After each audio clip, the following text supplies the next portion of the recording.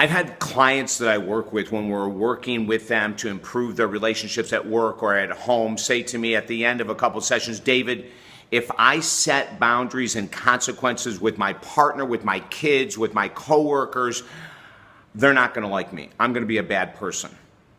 And I go, oh my gosh, we've got more work to do, but that's okay because this is step one. I'll tell you more in a minute. Hey, David Essel here, David Essel's Daily Video Boost. I'm your coach, counselor, cheerleader. I want the best for you. That's why we do these videos 5 days a week. And we have people from all over the world, Australia, Europe, South America, Mexico, Canada, the United States, and so glad you're on board. All right, check this out. So I'm working with clients and they're saying to me about how their relationships aren't healthy at home or how their relationships at work are unhealthy and how they really like to be known as a person who just goes with the flow.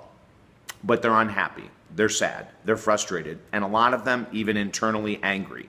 So when one said the other day to me, David, if I set these consequences with my partner and his addiction, another person said, if I set these consequences with my partner and her spending, I am going to face all kinds of hell every day. I'm not going to be known as a good person anymore. Those statements are statements of codependency. Those statements are statements by people who are afraid to rock the boat. And your partners, your coworkers, your friends are going to want you to feel bad for setting boundaries and consequences because then you won't. The codependent person doesn't want to rock the boat, be rejected, be judged by others. So what they'll do is they'll eat it. They'll say, well, I know you're supposed to be going to your meetings for your addiction recovery, but I understand you're tired today. I know that we set a budget for spending and, last week we had a budget that you weren't going to go over and you went over it by 3 times as much as we had agreed, but I know that you're stressed and I know you really needed that 700th pair of shoes.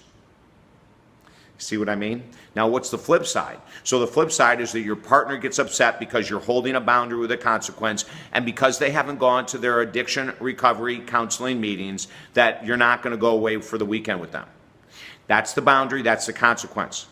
And so your partner is overspending and you've said that you're going to get away, you said that you're going to go to the movies, you said you're going to do A, B, C, D, E as long as everyone stays on their budget, but because they didn't stay on a budget, you're not going to be doing what the gift was going to be had we stayed on the budget.